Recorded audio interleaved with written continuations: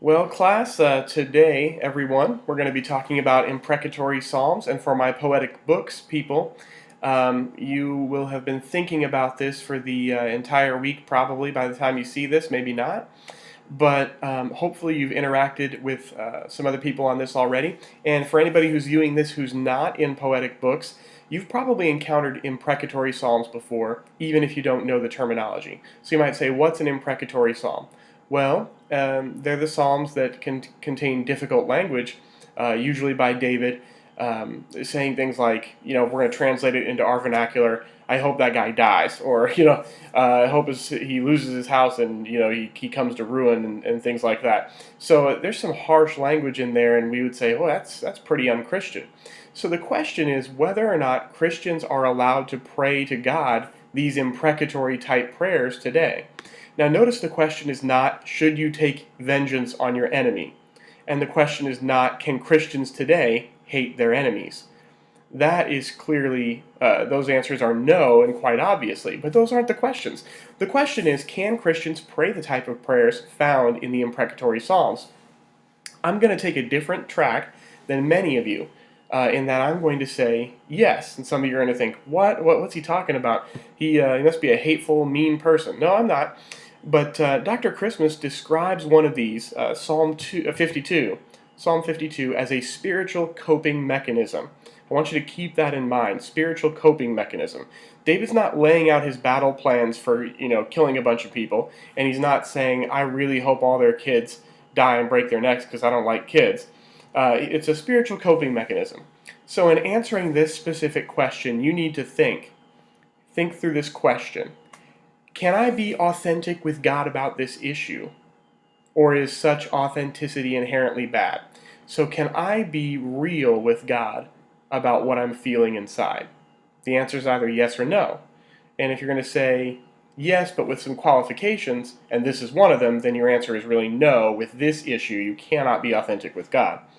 But I don't think this authenticity with God in this issue is inherently bad. And the reason why I don't think it's inherently bad is because there's no indication that David was doing anything wrong.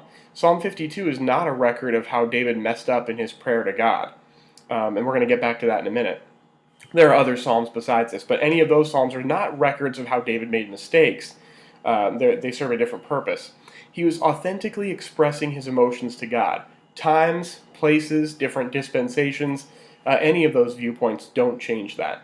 So what's the answer, though, when we encounter passages that tell us to love our enemies? I mean, you can just read the Sermon on the Mount, and it gives you a pattern for prayer. It gives you, you've heard to love your neighbors and hate your enemies, but I say love your enemies, do good to them that persecute you, pray for them that would, say all things evil against you.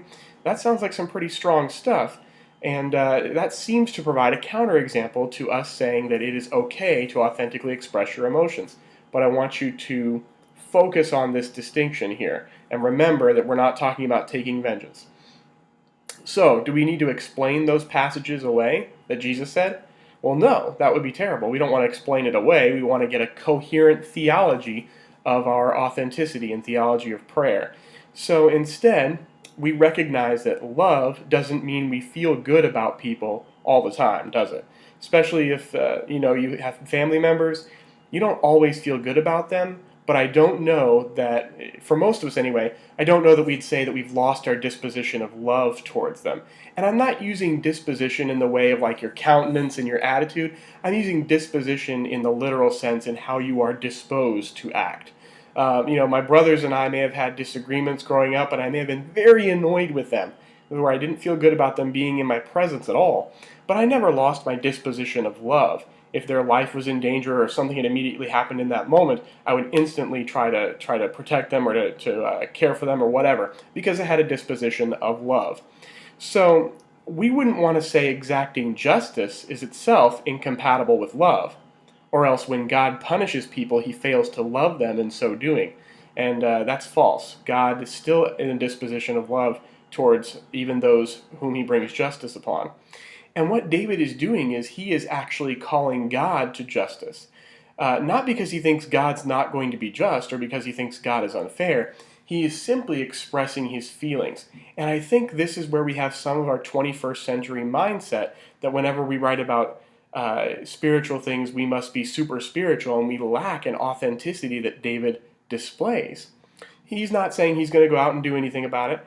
He's not saying this is and shall forever be my attitude. He is saying this is my response. My response to hard times, I go to God and I am authentic with him. That's what he says.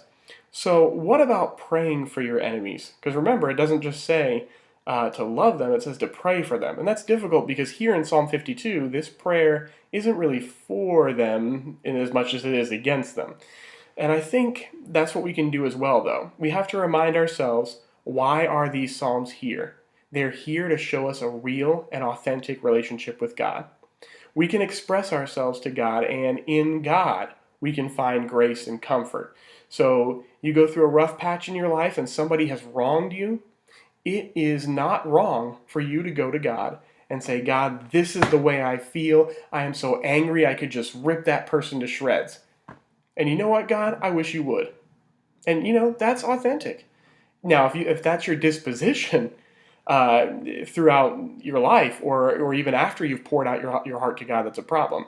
So when I say we ought to find ourselves finding God for ourselves, grace and comfort, that satisfaction of knowing we have poured ourselves out to God, we can just close our eyes, breathe a sigh of relief, we'll be okay, and then we move on. There's a fine line to be tread between expressing authenticity on the one hand and fostering hate. And if you'll know which one you're in. If you're out and you're pouring out your emotions to God and you're being authentic, and you finish up the prayer and you're just ready to move on and leave it to the Lord's hands, you've done right. You're biblical. It can be biblically done.